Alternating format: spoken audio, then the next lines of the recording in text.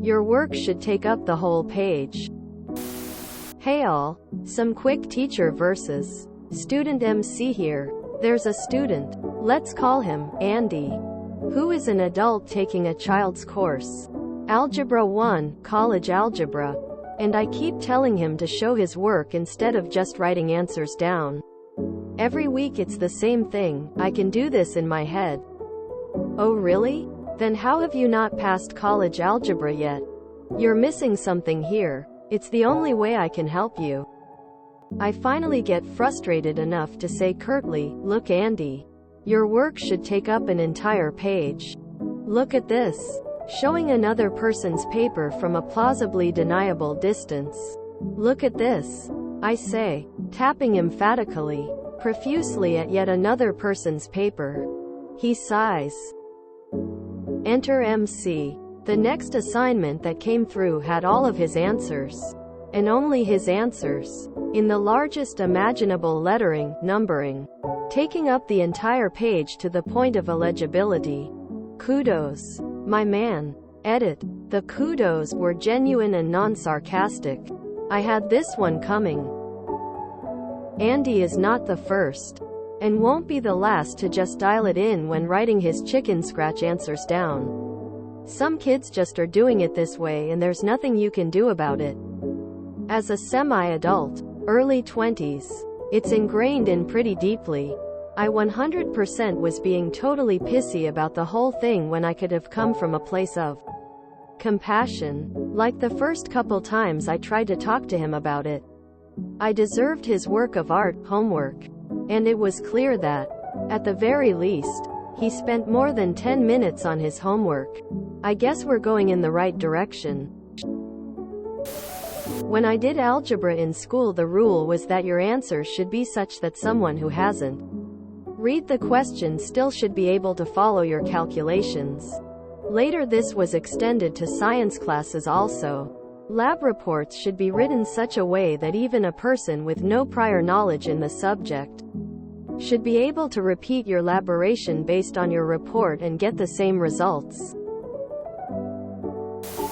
That's a paddlin'. The fact that you are the target of the MC and posted the story is fantastic. It shows self-awareness emo, which your edit confirms. My teachers in school were always frustrated with me in math, because when I did it, I could never say how I got to the answer. I even managed to get some of the highest scores in a 4-hour exam. But I did it by, among others, to draw on squared paper and count the squares. Highly irregular ways of getting there. Also ADHD didn't help with remembering how I got there, which is another factor as to why I could not say how. My method has been, and still is, writing down the given data in a formula. Look at the formula and write up the simplified version of it, which often is a single number. Same for equations or linear algebra. My brain gives me that result without me consciously doing any calculation steps in between. Only for university level things, I would actually do 2 or 3 steps. During my school time I was not aware that it is not like that for other people. As such, I did not understand what the teacher was asking from me. E.g., which intermediate steps, as there literally were none. On a related note, I do have aphantasia, so I can also not imagine the formular graph in my head. Another majorly confusing thing. I have become aware that these things are different with me at age 40-ish, so, yeah. Here's how I mark questions like these. I award marks for each step of the calculation. If the result of a step is incorrect, I follow through the rest of the calculation and award marks for the correct method even with the wrong answer. I explain why the answer is incorrect and provide the correct work steps. If a student provides just the answer with no explanation, they are awarded just a fraction of the marks available. We are looking for students to show they understand the method. Just providing an answer doesn't show this. If the answer is wrong and there is no method shown, I can't explain the method.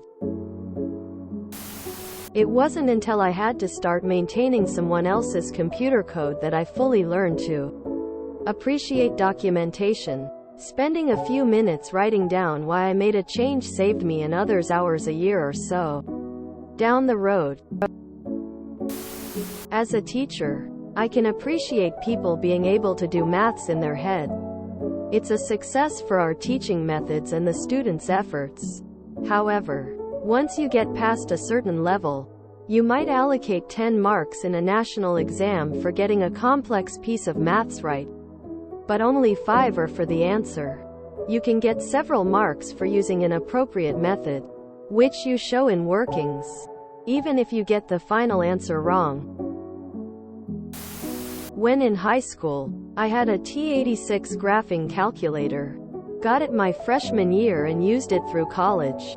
I learned the programming language and programmed every formula I commonly had to do in my classes. Enter the problem as written, hit go, and write the answer. I was challenged by my teacher my senior year because I didn't show my work. Did one problem long form on paper. It was correct, of course, and she left me alone. Writing in the steps just led to the teacher giving me a bad grade anyway, because I didn't do it the same way she did.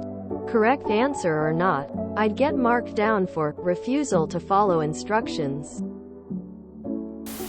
Assign marks based on the steps and not just the result. Make each question worth 4 marks, for example. 1 or 2 marks for the correct answer, the rest for the steps. You're not teaching math, you're teaching process. Approach it like that. Yeah, he definitely needs to show his work. It really doesn't take that much longer. When I was taking my calculus courses, I could take up at least a page, if not more, working out the answer for a single problem. Lines marching down the paper. It kept me on track and I wasn't guessing. Made it easy for the instructor to correct me when I did something wrong. I hated the stupid mistakes like subtracting 1 from one side and forgetting to do the other.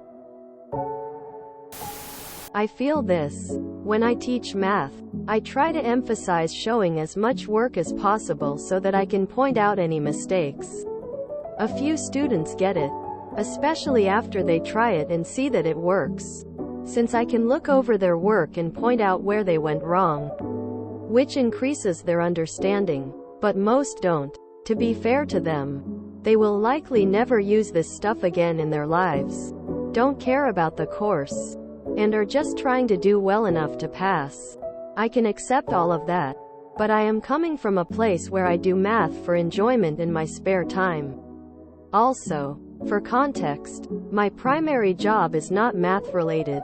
I taught high school math on the side. As a person who had to take pre-college algebra at 40, this scenario filled me with dread. For some reason math and my brain will not play nice. I had a tutor, went to office hours, and cried over homework. I remember telling the instructor that I was trying so hard and asked her to not give up on me. I tried algebra in HS twice and at community college twice in my late teens and couldn't do it. I passed with a low C. And am still proud. For college algebra, I had 2 tutors. There was less crying, but I hated so much of it. I love writing and speaking, but to this day, math kills me. I intend to get my master's before I am 60, but will need to take statistics. I am nothing short of terrified. That said, some people get it but can't say why it is important that a person can explain it at some point. Though, I love that you posted this and it sounds like it made you aware that you can alter your teaching expectations sometimes. But you also have that responsibility to make sure they can take the next step in higher levels. Showing my work was a huge issue for me because it came easily to me and writing it down actually made me doubt myself. I ended up having my teacher make a test for me to take while she watched, and when I handed it in with all right answers and no work shown, I was finally left alone. Something is wrong with my brain that makes turning the math into something someone else can check is impossible. I've failed college algebra 3 times because I can't show my work. I do 90% of it in my head. It sucks and it's hard to do sometimes when you can solve it pretty quickly in your head. I wouldn't call college algebra child's class. Looked around and didn't see anyone point this out. But you should be ashamed of yourself as a teacher for criticizing Andy for taking a child's course. It's algebra, not the alphabet. Aren't teachers supposed to encourage education? Instead, you choose to shame this man because you're having a hard time doing your job. My son is one that can generally do complex math in his head. He hates paper-pencil tasks and usually only writes down his answers. But, in the interest of picking my battles, my agreement with him is that he can do his math any way he wants, provided he is doing the work himself and not cribbing. However, if he gets an answer wrong, he has to go back and show me the work step by step for that problem. And if he gets less than a 90% on the test, he has to go back and redo the chapter, showing the work for every problem. And he has to do the work in the living room instead of at his bedroom desk. I didn't handle the transition from almost a decade of writing down the answer and being graded on correctness to showing the entire thought process of an average student in order to receive credit. I could look at the problem and know the answer, but my grades and attitude suffered because I had to follow the way we were shown, which still feels like over twice as many steps. Now I know that it's more understandable and reproducible, but I felt like I was being needlessly forced to think slower. If you enjoyed this video, please check out our playlists full of similar content. Epic Haircast is like doom scrolling for your ears. Please like, share, and subscribe.